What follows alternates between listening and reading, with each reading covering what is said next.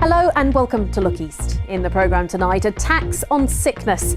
The Labour leader visits Milton Keynes and pledges an end to hospital parking charges. The grieving father of two boys killed in a road accident on why he's leading a campaign to stop drivers using mobile phones. You know, I know he didn't go out to kill them, but unfortunately he did. And for what reason? For changing music on his phone. On Time to Talk Day, the charity helping young people with mental health difficulties expands. And we meet the incredible 10-year-old girl, Ailey Johnson. She's completely blind, but she's an incredible skier. Find out her full story in a few moments' time.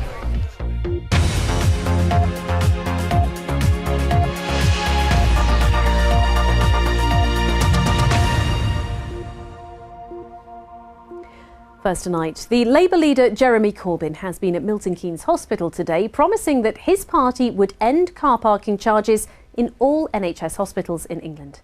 His pledge came as the Conservative MP for Harlow, Robert Halfon, staged a debate in the House of Commons on the issue.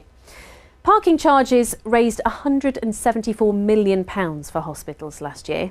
Here in the East, the Luton and Dunstable alone raised £1.7 million, closely followed by Northampton. At Milton Keynes Hospital, parking generated just over £1.5 million, money that the chief executive says is vital. Mosemi Bakshi reports. How are you? How are you doing? How's it going? Jeremy Corbyn in Milton Keynes Hospital today. Away from troubling questions about Brexit, the Labour leader is on comfortable ground with the NHS, which is why today he restated his commitment to scrapping hospital parking charges across England. You think about a patient's needs, you think about the family's needs. You come to a hospital, you may have to spend several hours because there might be something unexpected, there might be an unexpected wait, there could be all sorts of reasons. It's very expensive, and if you're coming every day to see a child, to see an older person, you shouldn't have to pay for that. It's bad enough having somebody in hospital. Hospital car parks generated £174 million last year. Labour claims it'll meet that figure by raising tax on private healthcare insurance. But there are concerns. We don't like charging anybody for car parking, staff or patients. Free car parking is fantastic if we can have it. What I am nervous about is making sure that we don't spend money that we currently spend on patient care to pay for the upkeep and maintenance of car parks. Free car parking, of course, is an attractive offer, which is why the idea has cross-party support in the Commons. We now come to the backbench motion on hospital car parking charges. Robert Halfon to move. The Harlow MP calling on the government to think twice about charging patients.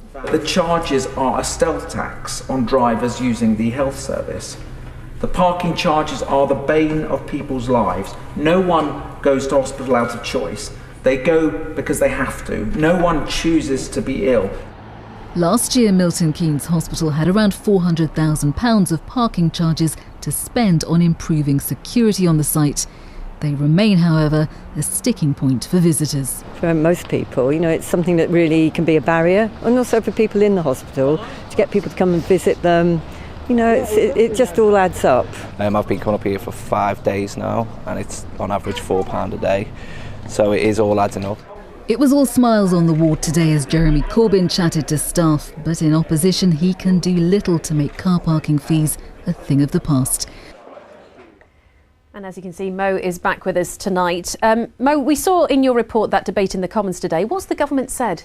Well, no surprises in that they agreed with the principle of abolishing car parking charges for both patients and visitors alike. Revisiting the issue, they said, was the right thing to do. But beyond that, there's no indication there'll be any change in policy. Part of that has to do with the flexibility parking charges give hospitals. It's an additional income stream when central government spending on the NHS, according to the head of the health service, is simply not enough. In Milton Keynes, for instance, the extra revenue they get goes on installing new security cameras and building a new car park.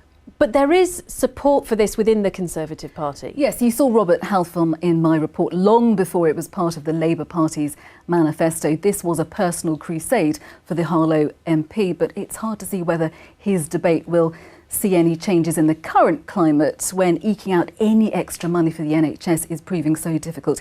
Important to stress, I ought to add, that beyond patients and visitors, it's staff who use these car parks day in and day out that will really benefit from any changes. Mo, thank you very much indeed.